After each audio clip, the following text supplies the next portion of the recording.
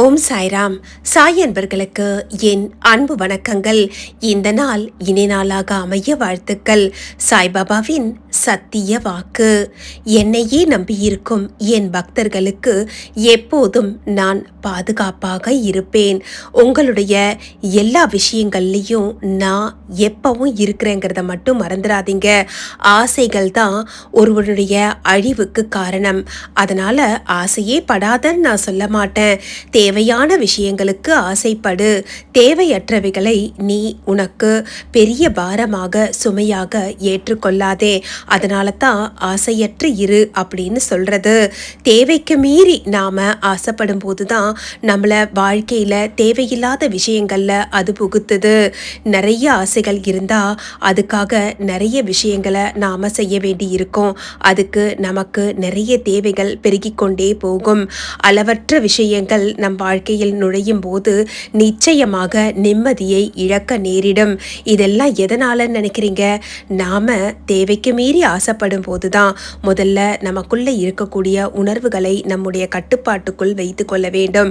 அதோடு சேர்ந்து அளவுக்கு மீறி ஆசைப்படுவதை தவிர்க்க வேண்டும். தேவை கடவுள் அருளிய விஷயங்களை நாம வாழ்க்கையில மகிழ்ந்து அனுபவிக்க கற்றுக்கொள்ள வேண்டும்.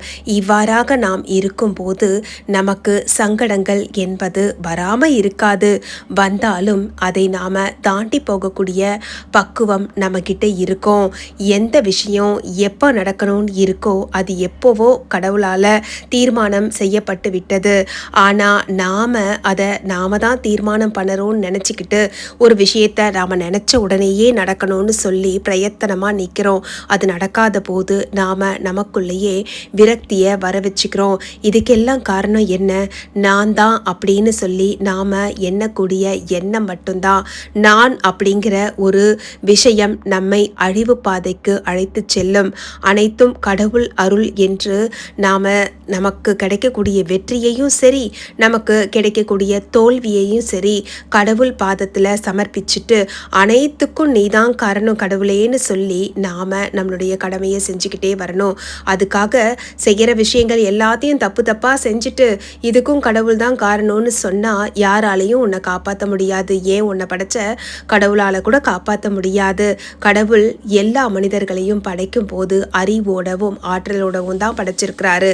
ஆனா அந்த அறிவையும் ஆற்றலையும் ஒவ்வொரு மனிதனும் எப்படி பிரயோகப்படுத்துறான் அப்படிங்கிறதுல தான் அவனுடைய வாழ்க்கையே அடங்கி இருக்கு. அதனால எந்த ஒரு விஷயத்திலையும் தீர்க்கமா தெளிவா முடிவெடு. அந்த முடிவு எப்பவும் நிலையானதாக இருக்கணும்னா அதற்கு ஒரு முக்கியமான பயிற்சி அவசியம். ஒரு விஷயம் நம்ம வாழ்க்கையில தேவையா இல்லையா அப்படிங்கிறத நாம ஒரு விஷயத்தை தொடங்கிறதுக்கு முன்னாலேயே தீர்மானம் பண்ணிக்கணும். தேவையா இருக்கிற பட்சத்துல அந்த விஷயத்துக்காக நாம கடுமையா உழைக்கணும். நம்மளுடைய முழு திறமையையும் அதுல கொண்டு வந்து காமிக்கணும். இந்த விஷயம் என் வாழ்க்கையில என்ன மிகப்பெரிய உச்ச உயரத்துக்கு அழைத்து செல்ல போகுது அப்படின்னு சொல்லி அந்த செய்யக்கூடிய செயல்ல உன்னுடைய நம்பிக்கையை வைத்து கடவுளையும் அதற்கு துணையாக அழைத்து கொண்டு நீ உன்னுடைய செயலை தொடங்கு. அது வியாபாரமாக இருந்தாலும் சரி, அன்றாட வீட்டு விஷயங்களாக இருந்தாலும் சரி, நீ செய்யக்கூடிய வேலையாக இருந்தாலும் சரி, உன்னுடைய முதலாளி உனக்கு கொடுத்த பொறுப்பாக இருந்தாலும் சரி, எந்த விஷயமா இருந்தாலும் சரி, அந்த விஷயம் உனக்கு நல்லபடியாக வெற்றிகரமாக அமையணும்னா உன்னுடைய முழு திறமையையும் நீ அதில் வெளிப்படுத்தணும். அதுக்கு கடவுளை துணைக்கு அழைச்சிக்கிட்டியானா உன்னுடைய வெற்றி வாய்ப்பை யாராலையும் தடுத்து நிறுத்த முடியாது. சுபமான மங்கள செய்தி உன்னை வந்து சேரும். எதனால் தெரியுமா? எவ்வளோ நாளாக நீ உழைச்சிக்கிட்டே இருக்கிற அந்த உழைப்புக்கான பலன் உனக்கு மங்கள விஷயமா மங்கள செய்தியாக வந்து சேரும். அது எதுவாக வேண்டுமானாலும் இருக்கலாம். நீ வெகு நாட்களாக எதிர்பார்த்து காத்து கொண்டிருக்கக்கூடிய அந்த விஷயம் இன்று தொடங்கி ஒரு 4 நாட்களுக்குள் உனக்கு வந்து சேரும். அந்த செய்தி உன்னுடைய வாழ்க்கையில் மிகப்பெரிய மாற்றத்தை கண்டிப்பாக கொண்டு வரும். என்னுடைய அருளும் ஆசீர்வாதமும் உனக்கு எப்போதும் உண்டு. தினமும் 2 நிமிடமாவது கடவுளை நினைத்து பூஜை வழிபாடுகள் செய்.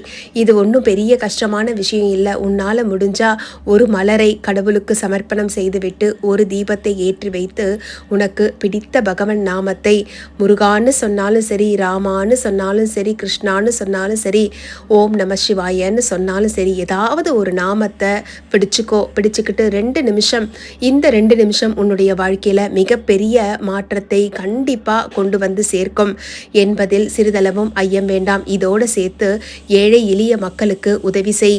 உதவிங்கிறது பணத்தால் தான் இருக்கணுங்கிறது கிடையாது. உன்னுடைய அன்பான வார்த்தைகளால் கூட மற்றவங்களுக்கு உதவி செய்யலாம். சங்கடத்தில் இருப்பவர்களுக்கு நீ நல்ல ஆலோசனை செய்வதன் மூலமாகவும், அவங்களுக்கு நல்ல அறிவுரைகள் கூறுவதன் மூலமாகவும், அவங்களுடைய மனசில் இருக்கக்கூடிய வருத்தங்களை போக்குவதன் மூலமாக கூட நீ மற்றவங்களுக்கு உதவி செய்யலாம். அதோடு நீ ஈட்டிய செல்வத்திலிருந்து ஒரு சிறு தொகையை தானத்துக்கு பயன்படுத்து. அதோட இறைவனுடைய அனுகிரகம் உனக்கு கிடைக்கணும்னா எல்லா ஜீவராசிகளிடத்தும் அன்பு செலுத்து. யாரையும் ஏளனமாக பார்க்காதே. எல்லாரும் கடவுளால் மனிதனாகவும் சரி, மற்ற பிற உயிரினங்களாகவும் படைக்கப்பட்டது இறைவனுடைய அருட்கொடை. நாம் இன்னைக்கு மனிதனாக பிறந்திருக்கிறோம் அப்படிங்கிறதே மிகப்பெரிய வரம். அந்த வரத்தை நாம் எந்த அளவுக்கு சரியாக பிரயோகப்படுத்துகிறோம் அப்படிங்கிறதுல தான் நம்மளுடைய வாழ்க்கையின் சாரம்சமே அடங்கி இருக்கிறது. அதனால் இன்று தொடங்கி தெளிவான சிந்தனையோடு, நேர்மையான செயல்களோடு, நேர்மறையான எண்ணங்களோடு, நல்ல மனதோடு நீ உன்னுடைய கடமைகளை செய்து வா. உன் சாய் எப்போவும் உன் கூட தான் இருக்கேன். இதை நீ ஒவ்வொரு நாளும் சொல்லிக்கோ. என் சாய் என் கூட தான் இருக்காரு, என்னுடைய எல்லா விஷயங்களையும் பார்த்துட்ருக்கிறாரு, என்னுடைய எந்த செயலாக இருந்தாலும் சரி இது என் சாய் அருளால், என் சாயின் கட்டுப்பாட்டுக்குள் தான் நடக்கிறது. எனக்கு இந்த விஷயத்தில் முன்னேற்றத்தை கொடுக்கக்கூடியது என்னுடைய குருவுடைய அருள் அப்படின்னு சொல்லி உனக்குள்ளேயே ஒரு நம்பிக்கையான தீர்மானங்களை எடுத்துக்கொள். நிச்சயமாக உன் சாய் உன்னுடன் இருந்து அருள் செய்வேன். உனக்குள் இருக்கும் நல்ல சிந்தனைகளும், உன்னுடைய நேர்மறையான எண்ணமும், உன்னுடைய நல்ல குணமும் எப்போதும் உனக்கு துணையாக இருக்கும். உன் சாய் நான் இருக்கும் வரையிலும் உன்னை எந்த விதமான எதிர்மறையான சக்தியும் உன்னை தடுக்காமலும், உனக்கு எந்த கெடுதலும் நேர விடாமலும் பாதுகாப்பாக காக்க வேண்டியது என் பொறுப்பு. சாயின்னு சொல்லி நீ ஒரே ஒரு நிமிடம் என்னை நினைத்தாலே நான் உன்னுடன் இருக்கிறேன் என்பதை உன்னால் உணர முடியும். சாயின்னு சொல்லி நீ இப்போ ஒரு முறை என்னை கூப்பிட்டுட்டு கண்ணை மூடு. உன்னுடைய சாய் அப்படிங்கிற நாமம் என்னுடைய காதுகளுக்கு வழியாக என்னுடைய மனதில் வந்து அமர்ந்து விட்டது. நான் உன் கூட தான் இருக்கிறேன். இந்த நொடி தொடங்கி உன்னுடைய வாழ்க்கையில் நல்ல நல்ல மாற்றங்கள் நிச்சயமாக நடக்கும். சுபமங்கல செய்தியை நீ நிச்சயமாக பெறுவாய் என் குழந்தையே. உன்னுடைய பல நாள் கனவு இன்று தொடங்கி நனவாக தொடங்கும். உன்னுடைய கோரிக்கைகள் அனைத்தும் ஒவ்வொன்றாக நிறைவேற்றப்படுவதை நீ கண்கூடாக பார்ப்பாய். இனி உன் வாழ்க்கையில் ஜெயம் மட்டுமே. ஜெயம் நிச்சயம். வெற்றி வாய்ப்புகளும் உன்னை தேடி தேடி வந்து உன்னை மகிழ்விக்கும். உன் சாய் அருளோடு நீ மட்டும் இல்லை, உன்னை சார்ந்தவங்களும் உன் குடும்பத்தில் இருக்கிற எல்லாரும் நிச்சயமாக ஆரோக்கியமாக, சந்தோஷமாக, சௌக்கியமாக வாழப்போகிறீர்கள். என்னுடைய அருள் ஆசீர்வாதம் நிறைந்த நல்ல நாளாக இன்று இருக்கும். இன்று மட்டுமல்ல, இனி என்றென்றும் உன் வாழ்க்கையில் நிம்மதியோடும் சந்தோஷத்தோடும் ஆரோக்கியத்தோடும் வாழ்வாய் என் குழந்தையே. ஓம் சாய்ராம். இந்த பதிவு உங்களுக்கு பிடிச்சிருந்ததுன்னா இதே மாதிரி பாபாவினுடைய அருளாசீர்வாதத்தை கேட்க விரும்பக்கூடிய பக்தர்களுக்கு இந்த பதிவை ஷேர் பண்ணுங்க. இந்த பதிவுக்கு ஒரு லைக் கொடுங்க. அதன் மூலமாக எனக்கு மிகவும் உற்சாகத்தை உங்களால் வழங்க முடியும். அதோடு பாபாவின் அருள் நிறைந்த அற்புதமான அறிவுரைகளை நீங்கள் கேட்கணுன்னா நம்ம சேனல் சாய் சாத்விக் லைஃப் ஸ்டைலை சப்ஸ்கிரைப் பண்ணிக்கோங்க. மற்றும் ஒரு அற்புதமான பதிவோடு உங்கள் அனைவரையும் மீண்டும் சந்திக்கிறேன். நன்றி, வணக்கம். ஓம் சாயி, ஸ்ரீ சாயி, ஜெய ஜெய சாயி. ஓம் ஸ்ரீ சாய்ராம்.